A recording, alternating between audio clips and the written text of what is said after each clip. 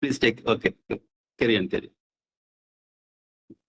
Good morning, everyone. Welcome to our 190th webinar of our Saturday webinar series. I am Pragya Mishra. I'm working as business executive at Manage Center for Innovation and Agripreneurship. Before we start with the session, I would like to provide a brief overview of Manage CIA to our speakers and all the participants joining us today. Manage CIA stands as a center of excellence in agribusiness incubation, situated at the National Institute of Agricultural Extension Management, MANAGE. Manage CIA has mentored 847 agripreneurs and nurtured over 425 startups across diverse agricultural sectors. As a prominent agribusiness incubator in India, our center has trained startups in crucial areas of agriculture and allied sector, assisting agripreneurs in refining their concepts and expanding their ventures. The inception of this open to all webinar series by Manage CIA aims to extend its reach and service to a larger audience of agri-entrepreneurs across India. Conducted every Saturday, these webinars cover a wide array of topics with speakers from diverse domains.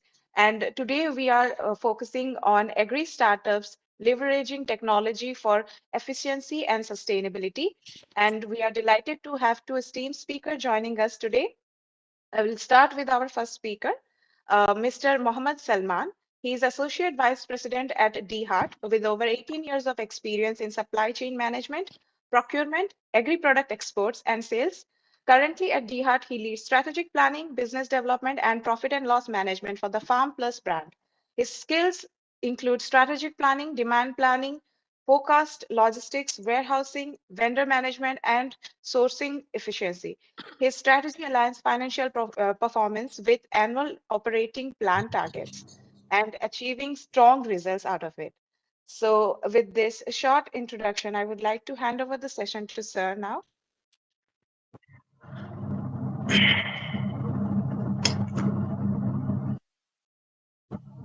Okay, so yeah, hey, good morning. So are you showing your Could you presentation? share slide from your side? Yeah, please share them. I made you as presenter, so now you can share your presentation, sir. Okay.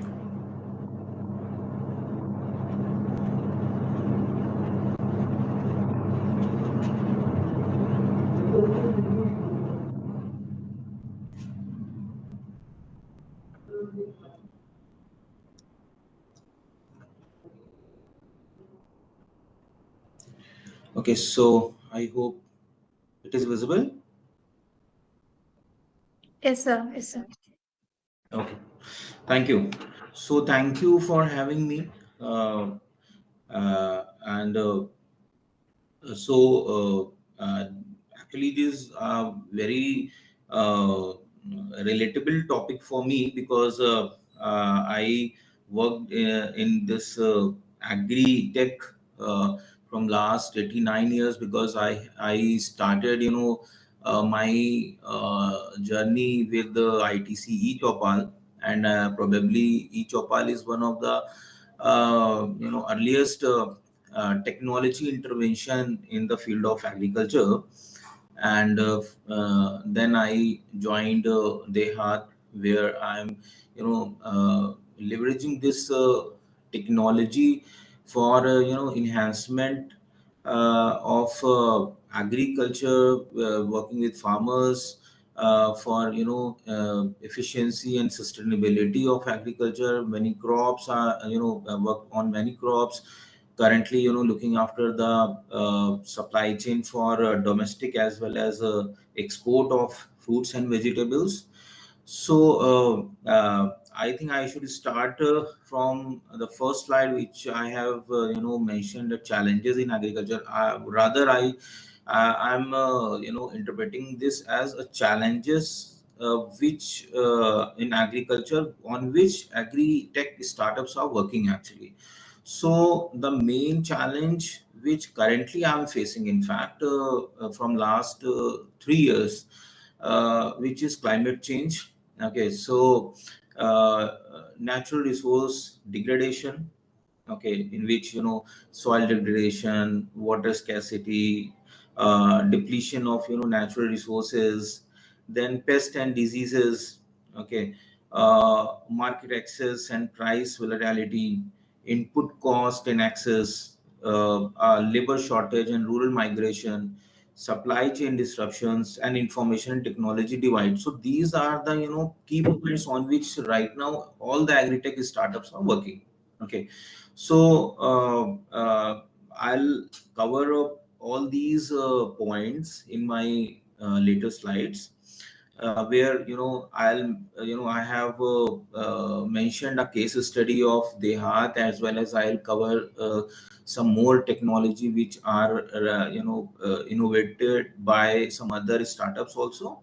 So, but these are some points on which right now all the agri startups are working. Okay. So before going on the case study and what agri startups are working, other than Dehat and other startups like Agnest, Farmart, Ninja, I would like to mention what is actually agriculture sustainable and how would be the agriculture would be sustainable. So for that, the most important point is soil health and conservation. Okay, water conservation management, biodiversity preservation, climate resilience, integrated pest management, energy efficient practices, waste reduction, and farmer community resilience. So basically, in soil, from last 3 years, I'm suffering this in my business from last 3 years. High fluctuations in all the crops, either in fruits as and vegetables. Okay, so in from last year's tomato, mango, guava, papaya, all these crops are really deteriorated. Not the production is very low due to only the water problem, soil health problem, climate issues. So for the sustainability in agriculture, these points have to be online for making the agriculture sustainable. Now, for what are the agriculture practices by which we can make this agriculture practices efficient? The first is sustainable resource management. Okay, so I would a bit elaborate these things, that what are the how we can make this agriculture practices sustainable. So the first is sustainable resource management, precision farming. Okay, so in that, basically one second.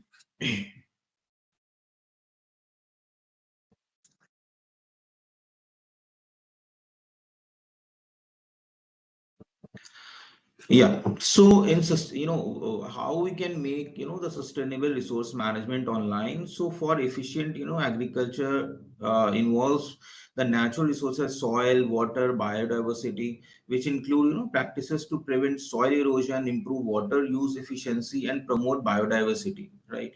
In precision farming, which includes the use of agriculture technologies like GPS, IoT, data analytics, and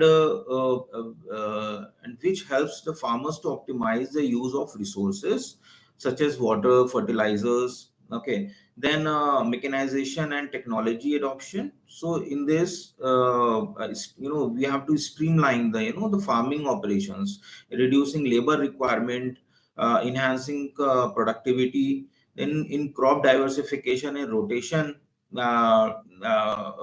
implementation, so in which we have to improve the soil health, we have to do the crop rotation. We have to do the crop diversification. In post harvest management, proper storage facilities, transportation, processing. So these are some of the major factors by which we can make the agriculture practices efficient, sustainable input. Okay, so regular supplies of best agri input in the agriculture, and the most important is knowledge and information access.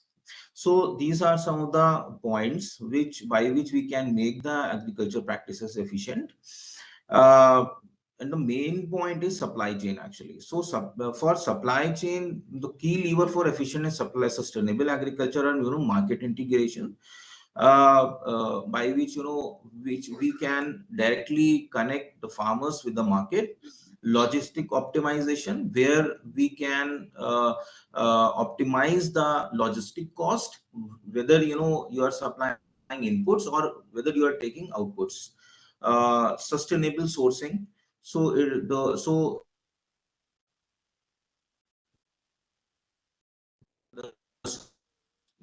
it's say fruits, vegetables, or all the resource efficiency, collaboration, partnership, okay, data driven decision making. So these are some of the points where we are working for making the supply chain more robust, more efficient. So now coming to the case study, I think which is important, the topic for here. So what we are doing in DeHaat, basically DeHaat is a end-to-end, I think it's a full stack agri-tech platform and offering end-to-end services to farmers. So end-to-end means we are supplying agri inputs to farmers, taking output from the farmers. So as you can see in the presentation, that we have apps for every, okay, when planning to take, then there is a dashboard access that when their all the farming practices, there we have an app. So we have an app, and we have an all the informations available through the app, which are directly has been installed in the farmers smartphones. There they can use all these facilities for at every point.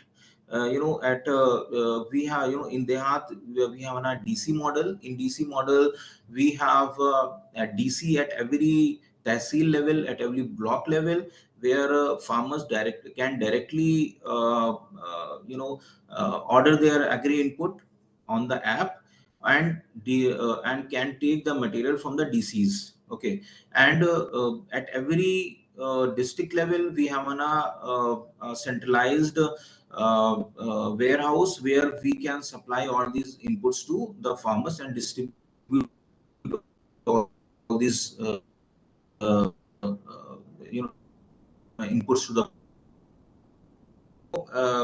totally connected with farmers from sowing, harvesting, and their farmers are free to give their output to us. And we have a direct linkages in the domestic market as well as in the export market, okay, where we can actually supply these outputs to the farmers. Okay, so these are the advisory supports which we are giving to farmers from the crop planner, how to sow, when to sow, how and what to sow, at soil management, how to nurture the soil. Okay, and we have technology for everything. Recently we have launched at dehat.com, where we have a flagship stores at every look at every block level, where we have soil testing equipment at every Dehat center, for and the machine available for the soil health. So these are, and we have introduced some chemicals and pesticides and other chemicals, where they can easily use that chemical for water preservation also. Okay, so how to then coming to how to spray, then in harvest management, where to sell, when to harvest, when to irrigate, when to spray. So for all these point levels, we have an app is there, we have a team is there who is helping the farmers at every level, from end to end, giving end-to-end solutions. Okay, so these are some of the value chain key where we are directly associated and directly connected with the farmers, rather in data source, data processing, and they have platform for the farmers, farms, satellite. We have a micro entrepreneurs. We have a call center where farmers directly can connect with the our agri special team, basically. Then farmer analytics and crop patterns, geographical predictions. Okay, so these are the technology which we are using to make the agriculture sustainable and efficient, and directly connected with the farmers. Okay, so these are some of the screenshot of the app. Basically, this is the you can see that this is the farmer app interface. This is just for your reference, actually, that this is type of app where you can directly see that this is soil test advisory is there, mitti janch. Then again, these are the advisories for wheat. So this is the screenshot of the app which we are directly connecting with the farmers, and farmers are accessing these type of apps. This is a farmer app interface for these activity combine crop for mustard, maize, potatoes. Then this is the with a sample SMS where we are directly connecting with the farmers. See, you can see in that screen which we are currently associated with the farmers. So this app is for the micro entrepreneur, which we have this we have a DC, as I have told you.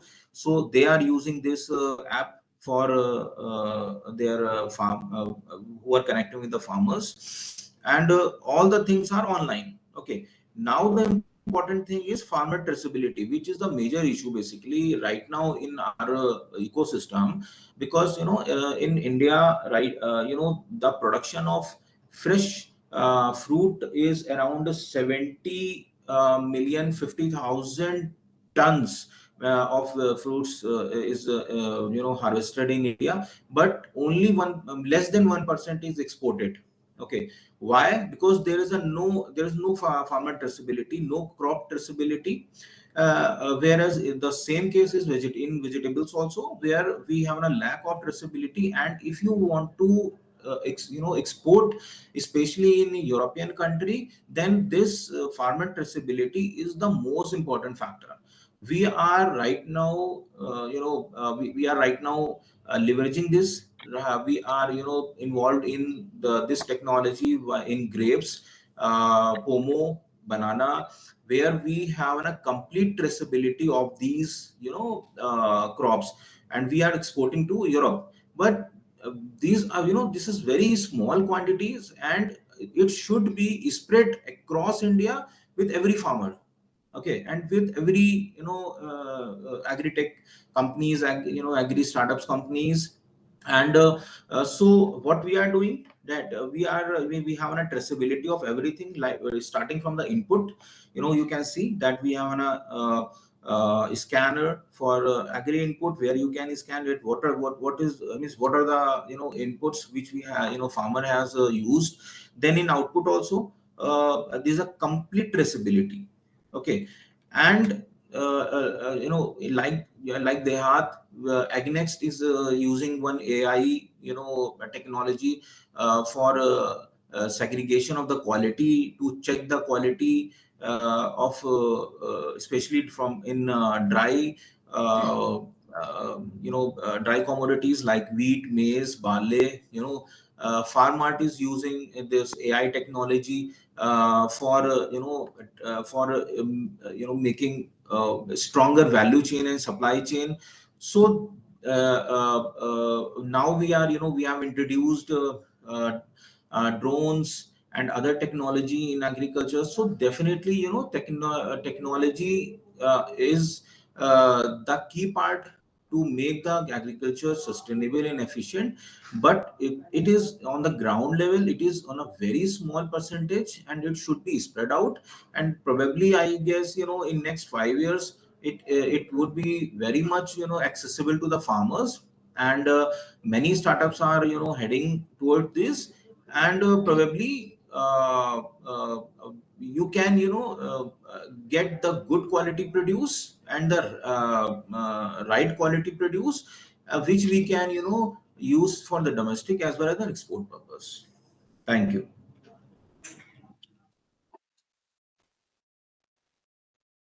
Thank you, sir, for that informative presentation.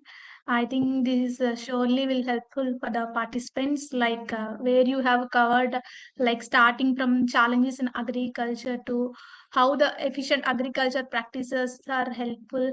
And you also mentioned about the Hath, like how it is providing end-to-end services through the app, and how the farmers' traceability is doing in every stage. Yes. So I think we can take the questions in after the second speaker's Sure. presentation. So before going to the second speaker presentation, if the participants you have any questions, you can keep in chat box, and you can also raise hands. So for the second speaker, let me invite my colleague Neetu to introduce the second speaker. Thank you, Rahelia. So our second speaker is Mr. Himanshu Singh. He is the founder of Agri Technologies. He is a senior leader and strategist with a proven track record of growing revenue through new business ventures, setting up operations from scratches or ground level, or turning around existing businesses and scaling them into sustainable and profitable enterprise. With extensive industry experience, he has led organizations across India and the SAARC region for both large multinational corporations and global startups. Mr. Singh excels in building and maintaining long-term relationships with customers, stakeholders, and industry leaders.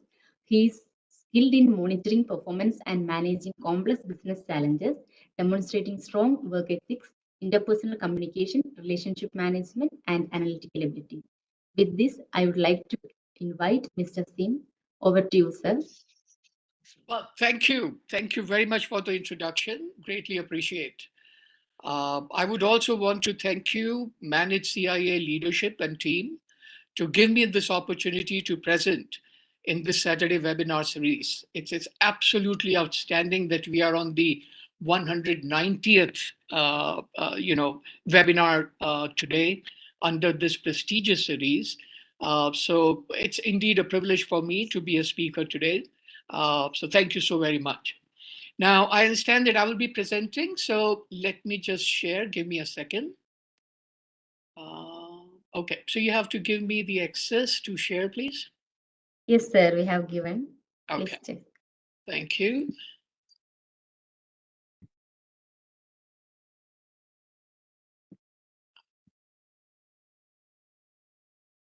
Okay, let's see.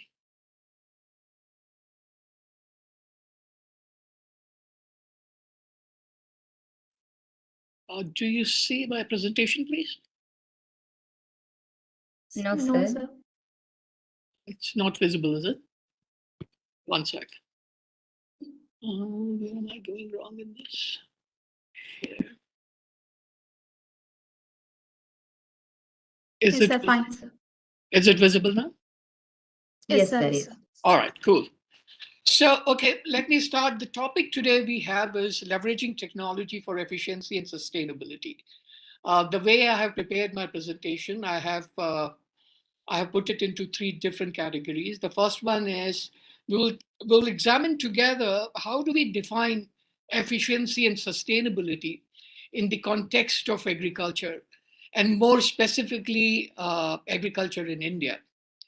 Secondly, we would go into seeing that how Agrico is attempting to leverage technology and addressing the issues related with the efficiency and sustainability. And thirdly, I will take you through a use case, which essentially would be a journey of a small and a marginal farmer, which is what we have. 85% of our farmers are marginal and small. and how they are leveraging technology. And specifically in the use case, I would be demonstrating how they are using agri-technology to address these two key issues of our discussion today: efficiency and sustainability in agriculture. So when we talk about efficiency, efficiency is achieving your end objectives, achieving your results by putting the resources you have in the best possible way. Put simply, something is efficient if nothing is wasted and all processes are optimized. That's how we can define efficiency. Sustainability, if I look at the sustainability, I found that the definition from the United Nations is very succinct. It says that sustainability can be implied as we must meet the needs of the without compromising the ability of future generations to meet their own needs. So when we put it together, the efficiency and sustainability, and see it in the context of agriculture, what we are then saying is that if we look at two parameters, that how we can leverage technology to cut down the cultivation cost, and we can leverage technology to increase the farm yield without depriving future generation of their fair share of resources. That would be setting up the context for our further discussion. Now, let's dig one level deeper and see that what are the different ways technology can be leveraged to increase the efficiency of agriculture. And I have demonstrated here 6 different ways, or I have rather picked up 6 different ways of increasing the efficiency in agriculture. The first one is improvement of technology. By bringing in the latest technology like satellite imagery, remote sensing applications, IoT, sensors, blockchain, these new technologies could help in improving the efficiency in the agriculture. Second, I'm saying is chemicalization of agriculture. What I meant there is that how to bring new kinds of seeds, new kinds of fertilizers, new kinds of insecticides and pesticides, etc. Again, with the focus and targeting the efficiency and the sustainability in agriculture. The third is improvement in selection and breeding process. Again, the focus here is on the process of selection, the process of screening and evaluating superior plant species and things like those. The fourth one is increase in the degree of mechanization. Today, if you look at the farm mechanization in India, my understanding is that it is less than 50%. So there's a lot of headroom which is available for us in India to increase the degree of mechanization and increase the efficiency and sustainability of agriculture. The fourth one is digitization or digitalization of agriculture. Now, this is essentially bringing in the latest digital technologies like AI, ML, like the new communication technology, etc., to really focus on these key challenges of efficiency and the sustainability in agriculture. And this is something what we in Agrico have focused on, that how do we digitalize the entire agri value chain or the different processes associated with a farmer, from selection of the crop all the way to selling of his harvest. There are 55 different activities that a farmer goes through or around that. And what we have attempted doing is that how could we digitalize all these 55 different activities and the different processes, associated processes, in a manner that on one single multi-sided digital platform, a farmer could go end to end, right from selection of the seed all the way of selling of his harvest and getting the best realization. And in doing so, what we have also realized that we can't do it alone. We need to be collaborating with the ecosystem of the startups, with the ecosystem of the existing players in the agri domain. And therefore, the digital platform that we focused on for digitalizing of agriculture, we made it an open platform. So as you would see from this the slide here, that all other 5 ways of increasing the efficiency, we have asked partners to join us on our platform. We are looking at the innovations which have been happening, for example, in the increase of degree of mechanization or in the chemicalization of the agriculture, and bring those innovation on our platform, so that through our platform, we can provide the benefits and the services of these innovations to the farmers for them to get benefited and address these 2 key challenges. For the digitalization of the agriculture, we are focused on providing 4 things to our farmers and the farmer collectives. 1, we are very focused on the data. We have built AI and ML algorithms, and I will dig deeper onto it as I discuss the use case. We believe that most of the challenges associated with efficiency and sustainability, and I will talk more about it in the next slide, are about the customized recommendations. And I will delve deeper into it. The third aspect of it is to provide the marketplace. As I mentioned, that we are digitalizing the agriculture. So we are mapping through the digitalization all the 55 different activities, and marketplace, therefore, is an important activity where a farmer could buy the inputs and could also sell the output. And Agri-Digital platform, therefore, has got these 5 different modules, or rather 5 different roles in its platform. The farmer, the collectives could be FPOs, the FPCs, could be any other producers organization, or for that matter, anything like a cooperative, or a set of farmers who have come together, suppliers, buyers, and the partners. And I mentioned about the partners and the importance that we associate with the partners on our platform. Let's now look at sustainability. We talked about the efficiency. If you look at the sustainability, and I have picked these 6 different kind of sustainable agriculture practices, what is important to really see that there are 2 things which are very important. One, of course, is the soil, and the second is resources. And the third thing, which I perhaps would want to say as the most important, that all these, when you implement it on the ground, right, this is very personalized. What you are implementing in terms of, let's say, rotating crops and embracing diversity in one set of farms in one village could be very different from another village, which could be at a 50-kilometer distance, or between them if the distance is 50 kilometers. For that matter, even 2 different farms, maybe of the same farmer, which are, let's say, at 2 different places within the same village, could have a different kind of soil structure. So therefore, when you implement any of these sustainable agriculture practices, what becomes very important is what is on the ground.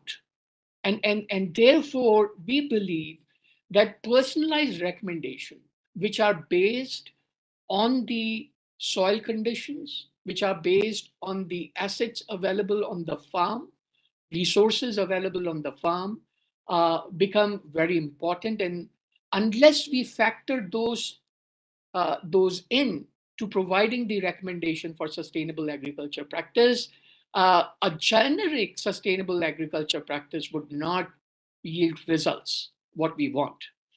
Advisory play a very important role, and I'm differentiating advisory from the personalized recommendation. In the advisory, what we meant here is the advisory that could be generic to cultivation. For example, water conservation practices. For example, how to take out weed. For example, advisory that comes from the government, policies, programs, schemes. And we need to get all these advisories also reaching out to the farmers, in the hands of the farmers, for them to take the decision and move forward on those. And most importantly here, the ecosystem approach. The ecosystem here is meaning more to do with the resources and the climate. And that is the intrinsic part of the sustainable agriculture practices. So when I combine, as we discussed about the efficiency and the sustainability in the context of agriculture, what becomes important is that we need to have a system which takes into account data, which takes into account customized recommendations, which takes into account all different activities which are involved right from the crop selection to the harvesting for a farmer, specifically if you have opted for digitalization of agriculture as your vector to solve these problems. And what also become important again is that you need to have an open architecture to allow innovations happening in the other ways of addressing these key challenges, also to reach out to the farmers to get benefit from those innovations as well. Now, having said that, let me sort of change gears and take you through a use case. And I would be picking up Nanu Ramji. Nanu Ramji is a small farmer who is having a 2 acres of farm near Pushkar. That's a place in Rajasthan. He is 45 years old. He's 10th pass. He has 2 teenage kids. One is a daughter and one is son. And his wife, she helps in the village also as a Anganwadi or something of helping on primary health issues to village women. So that's who Nanu Ramji is. And when we started discussing with Nanu Ramji, what we found when we were discussing with him that what his key problems in agriculture are, we figured that what he told us was the first, which we already discussed, that he doesn't get recommendations about what he should be doing on his farm to increase the farm yield, to cut down the cultivation cost. He does get many inputs coming in, which are generic, but which are not actionable for him, because his situation, and his situation here means the resources that he has on his farm are different from somebody else who might be having a 15-acre farm. So that's one issue that constantly he gets against the kind of advice and recommendations which are generic that he gets. Secondly, he's always finding it tough to get the credit financing, and that has been an issue for him again. And third is that in terms of the options available for him, either for buying the inputs or for that matter, selling his farm output, he has very limited options. He has been just going to the same folks whose his father was going. It's just that both the sides, the generations have changed, but in terms of the business transactions, it has remained the same 2 points. So there are no new options which have got built for him to exercise. When we spoke about Nanu Ramji, that in which FPO or the collective he is associated with, and what kind of problems that collective or the FPO has been having, he has been associated with Pushkar Mahila FPO. And the problems that we identified over there were largely, first, that the FPO or the collectives, let me just use this word collectives because that is more generic. Collectives didn't have information about their farmers, associate farmers. They may have the information about the farmer with respect to farmer, their mobile number, perhaps their Aadhaar card and stuff. But when it comes down to the farm information of the farmer, about the farm assets of the farmer at his farm, those kind of information were not available with the collectives. Similarly, collectives also didn't have much information about what is the demand for any of the farm inputs, or for that matter, what kind of supply is expected from the farmers that are associated with that particular collective. And in the absence of this whole information or inputs, the collective is unable to really leverage the power of aggregation. And that's where the collective actually exists. So we found that there was a big gap out there in these aspects.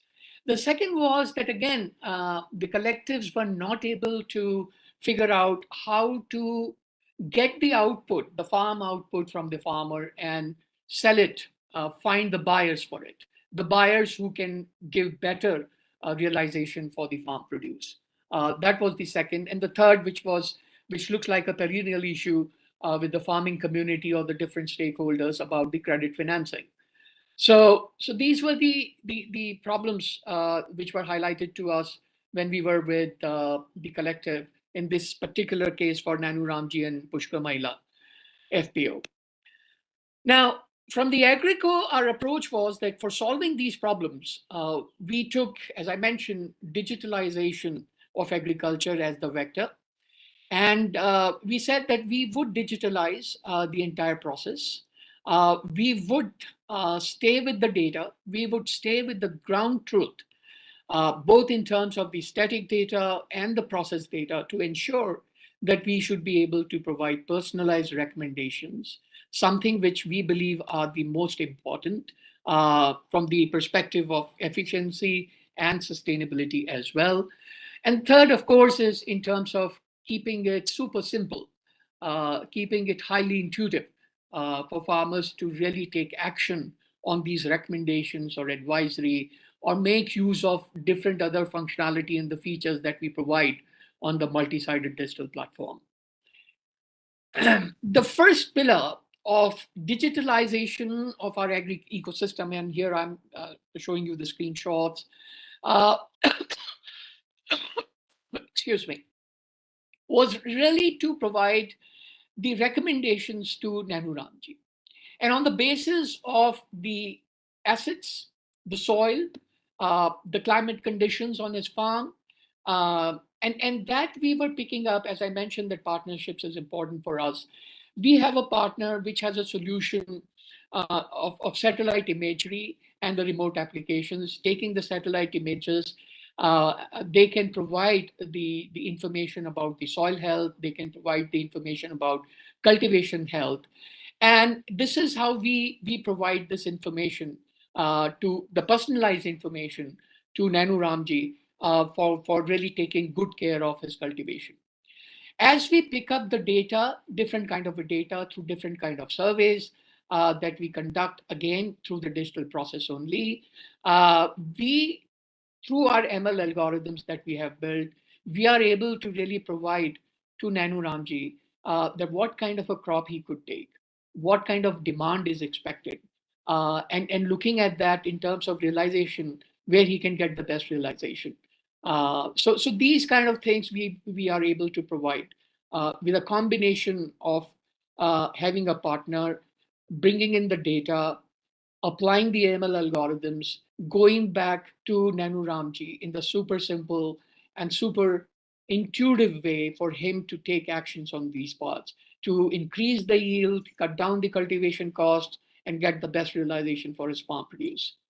The second part, once Nanu Ramji is now knowing that what crop to take, what seed to take, now comes that we need to provide different options for Nanu Ramjis to exercise a marketplace where he has options to buy input, and also in the same way selling his output, where he get the best in terms of input, the best product at the least price, let's say, and for selling the farm produce, getting the best price for his farm produce. And that's where we provide this marketplace. This marketplace, we provide the digital catalogs of the FPO, of the retailers. And Nanu Ramji gets an option to look through, let's say, 3 or 4 of these digital catalogs and decide, what, where and what he wants to buy. I want to point out here that we do not do our own digital catalog here, nor do we do our own branding, because here we are focused on solving the problem of Nanu Ramji and not really get driven by the inventory that we could perhaps put for ourselves and then get focused only on the commercials aspect of it. The third pillar of commercialization is, the third pillar of the digitalization of agri ecosystem here is the advisory. These are the screenshots that you are seeing. In the right, you see that Nanu Ramji on daily basis get to know what were the mandi prices, across the country. He can do the search on the basis of the APMC and what were the prices of different products, or he could actually go and search for a specific crop and see what were the prices, and that gives him a sense of the prices that he could go and get. He gets to know the weather on his farm on everyday basis, and then in addition to that, he gets advisory. Now, this is the agri advisory that he's getting, which is different than the personalized recommendations. And these agri advisories could be for the general, for the crop, for the disease. The specific disease load personal recommendations are different, which gets into the personalized recommendations, but this is more generic kind of diseases associated with the crops of that season. The best practices for growing, for the cultivation, government policies and schemes, and if there are any promotions which are there from the collectives. The fourth one, and this is very important, which is the data part, and this is where our personalized recommendations are completely based upon. For farmers and the collectives, we provide, as I mentioned, on the basis of soil and weather parameters. Also, we can do the yield forecasting modeling and provide the details about the kind of grade of crops, harvest, the harvested crop, what grade would that be, what quantity it would be, and what could be the expected price, because we have a good idea about the demand and the supply of that particular crop in the marketplace. We could provide recommendation for the farmer where he should go and sell, even after factoring in the transportation cost. Instead of going to Mandi A, he should go to Mandi B, even if he has to make use of external transportation for that, because there he would make more, he would get a better realization.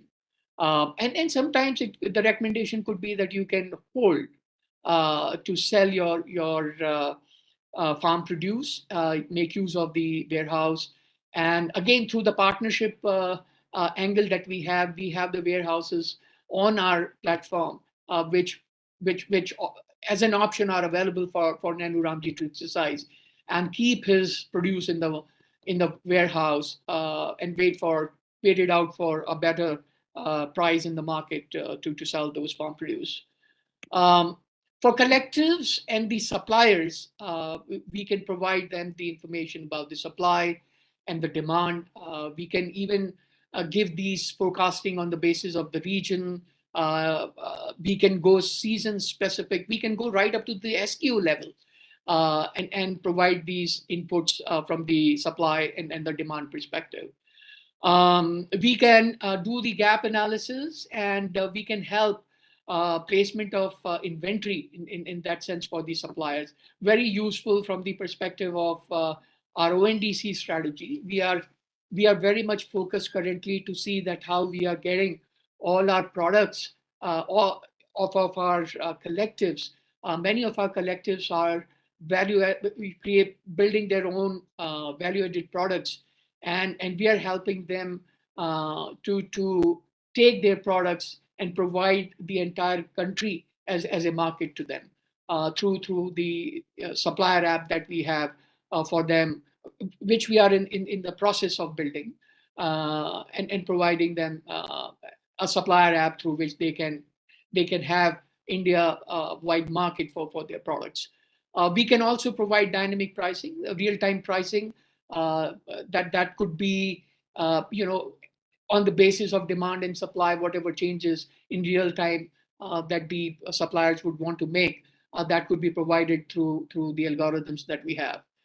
And finally, on the scoring models, I mean, this is something that we are trying to help our farmers by providing them the credibility score, again, on the basis Sorry of to interrupt, 2 more minutes, sir. All right, so that's my actually last slide.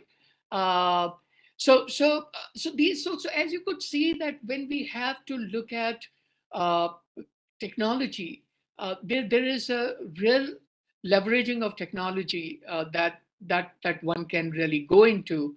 More specifically, the example that I took was of digitalization of the agriculture process to address the issues of efficiency and sustainability. And before I go, I want to leave you with two thoughts, more like food for the thought. One is that the real aspect of these is in implementation. And when it gets down to the implementation with the 85% of our farmers, we need to see that one key stakeholder over there is government and all the associated agencies. And my point is that they got to really see that the kind of policies and the programs that they make, how do they measure success of those? And I think we need to relook at that. Because the success criteria that we have today, we need to bring in a few more, which really provides us the success on the ground. And the second is key stakeholder is the private sectors where we belong to. And we got to see that our North Star, our vector, why we exist should remain. What are the core issues of sustainability and of efficiency for the small and the marginal farmer? Because if the commercials, if only the revenues and the profits overshadow this aspect of the core challenges of farmer, then we would surely not achieve the sustainability objectives. So that's the food for the thought. And once again, thanks for the opportunity. Thank you, sir. That is actually an informative presentation. I think this is going to be useful for the participants.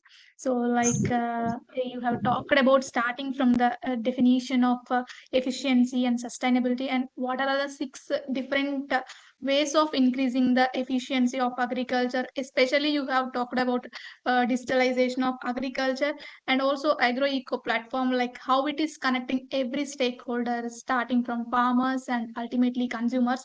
And you also talked about how it is providing personalized recommendations and advisory service to the small and marginal farmers. And you have talked about collectives. So I think this is really a informative presentation. So I think now we can go to the question and answer session. So participants, if you have any questions, you can keep in chat box and you can also raise hand. So I already can see few questions from participant side. So the question from Dhananjaya: what is the business model of DHAT to provide advisory services to the farmer? I think Salman sir can take this question. Yeah. So basically, the heart as a tagline, says that seeds to market. So basically, we are connecting, end-to-end supply chain of agriculture, and the model which we have is DC model, Dehat Center model, and everything connected with this Dehat Center. So Dehat, as I have mentioned in my presentation also, that Dehat Center is a place which is located at every tehsil level and block level, where farmers are directly connected with the DCs, where farmers are taking in agri inputs from the DCs, and from the DC we are taking agri output from the farmers. Okay, so this is the basic model. However, I'll talk about the numbers, then we have more than 1.5 million farmers connected with us. Okay, and we are working on 2.8 million acre of land. Okay, where farmers are directly connected, means either our Dehat app is installed in their smartphones, or if any farmers don't have a smartphone, they have a direct connection with our Dehat center. Okay, so these number which I'm telling, that 2.8 million, 1.5 million farmers are there. They have a database in our system, and they are doing regular transactions either in an input form and output farm. Okay, then if we have more than 10,000 Dehat centers. Okay, primarily we are in the north and east India. Okay, in north we are covering more than 160 districts in north. However, from last 2 years we started our centers in southern part of India, especially in Karnataka. But yes, yet to get big numbers in south, but we have a good presence, big presence in the north and east part of India. And now, from Deha Center, as I have told, we used to take output from the farmers, and we are directly supplying these product in our 4 brands. Okay, first is Field Fresh, which we are exporting these product to other countries. Then Y-Cook, in which we are supplying these product in domestic as well as in export. Honest Farm is our D2C brand. And fourth is Farm Plus. Farm Plus, where these brands are there, in which we are supplying all the agri produce of the farmers from in domestic as well as in the export market. If I'll discuss about the divisions, so we have 4 divisions in the company. First is Agri Input division, where we are supplying these agri inputs. Then in output, we are taking outputs from we daily, in fact, we are taking 3,800 of metric ton of harvest per day from the farmers. Okay, and we are taking more than 32 crop commodities from the farmers. Okay, so this is the business model. We have in output, we have 4 division. One is D2C division, in which we have the Honest Farm, where we have a Farm Plus, where we are supplying all the processed fruit and vegetables to the customers in export as well as domestic. And Field Fresh, in which we are supplying fresh fruits and vegetables to the export market. So this is the business model of Dehat. Okay, next question which I can see is about the most of the farmers are uneducated. So basically I have gone through this question, and definitely there is a challenge in this part. But yes, for to solve this, we have already introduced a simplified user interface, which is in our Dehat mobile app, which are enough more than 6 languages. Okay, so in Hindi, English, and other regional languages, this app is available, where farmers directly connect with their language. And then voice and visual assistant technologies have already been installed in their mobiles. Then in-person support is there. We have support support team is there at every DC. At every DC, one agri support team is present, who is directly assisting the farmers and taking their questions. And as I have mentioned, that we have enough toll-free number where farmers are directly connecting with our advisory team, and we are giving support to the farmers. Okay, so so this is the second question. Then third is why only there is limited language. So I've already answered this, that we have in regional languages also more than 7 or 8 languages are there in which farmers can communicate. Then fourth question is, do farmer really buy from Dehat? So I have told you that we are daily we are taking 16,320 agri input orders and delivery into the farmers. So daily 16,320 orders are there, which right now we are delivering to the farmers. So I think this is the question for you, answer for your question. And whereas I've already told that we have a presence in more than 160 districts of India, with more than 10,000 of Dehat centers. Okay, and the last question which I can see is the regarding the precision farming. So definitely this is the major challenge in agriculture, but to address this challenge, there is need for adoption of technology. Okay, as I mentioned that we are very much deep rooted connected with the regional farmers. So adoption to the technology, okay, the decentralized approach. Okay, so in decentralized approach, this can be tailored to operate, decentralized level. Okay, localized data and management system. Then data collaboration from, in data collaboration, we can take the data of the fragmented landholders, and which can be improved by the availability and quality of agriculture produce inputs. Then tailored advisory service, which we are currently doing this practice, that the providing tailored advisory services, with fragmented land holdings, which which help to understand how to leverage precision agriculture techniques with the context of their specific agriculture practices. And the last is resource optimization. So in precision agriculture, principles such as variable rate technology and input management can still be applied effectively on fragmented lands to optimize resource use in response to localized variations. Okay, so I think these questions I can see. If you have any other questions, please tell me. Thank you, sir. I think participants got the answer. And there is a question from Ankit Kumar.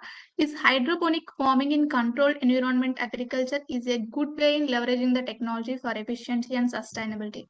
I think Himanshu sir can take up this question. Well, look, I mean, this is a very specific question about hydroponics. I do not have a good understanding or the background from the agriculture perspective to throw light on this. So I don't think I would give a good answer on this. What I know that these are the different new techniques, from the agriculture perspective, and especially in Rajasthan, hydroponics has been used very effectively in terms of specifically for the vegetables and the kind of growth that they have seen is remarkable. Beyond that, for me to comment on the question would not be right. So I would rather have someone who really understand hydroponics from the agriculture perspective. I mean, farming and agriculture cultivation perspective to answer that question. Oh, and there is one more question from Monica. What is the yield increasing on using digital farming? Can you please tell the cost of cultivation? What's the question again? What is the yield increasing on using digital farming? Can you tell us the cost of cultivation? Yes. Yeah. So what we have seen, and look, I mean, currently we have 10,000 farmers on our platform, and we picked up the data for past 2 crop cycles of around 300 farmers who have made use of our app for buying the farm inputs and going through the entire cycle of the downstream, right from the upstream, midstream, and the downstream of the agri cultivation. We found that the cultivation cost, the reduction in the cost of cultivation was in the range of around 7% to 10%. That's what we inferred with 300 farmers that we did. There was a range, but in terms of the median range that I'm talking about is 7% to 10%. The cost of cultivation, in terms of if the cost is of applying the technology is minimal, there is no cost to it, because the platform that we have is think of it as an app on your mobile, right? So there is literally no cost, of leveraging the technology. And in terms of the cost of cultivation, which is the costs associated with the buying of inputs, the costs associated with the labor, the costs associated with the other activities that you do for let's say harvesting, for assaying, and then selling. If you put all of that cost, then this is in the cultivation cost, the part which is to do with the upstream. The reduction was around 70 to 10%, and in terms of the realization, when you want to sell the farm produce, we found actually that to be in the vicinity of 12% to 15% with the same set of farmers. So effectively, if you think about it, if I add these two advantages, the farmers were on the north side of 20%, by using the digital technology or by using the benefit of digitalization, right, of processes through our platform. This is what the realization that they had. I have not added a few other things into it in terms of the other personalized recommendations that go, which are intangible in the sorts. For example, we had advisories going in for a few of our partners who had farm implements providing to them. So we had certain skill training for attending the L1 level troubleshooting of these implements on the farm. So those are a few added advantages which we have not factored into the cost reduction aspect of it. We should do something about that, but this is the overall that I can provide you. Thank you, sir. I think we are short of time. So the participants, I think I can see a few more questions also. Participants, the speaker details are given in chat box, so you can mail them directly.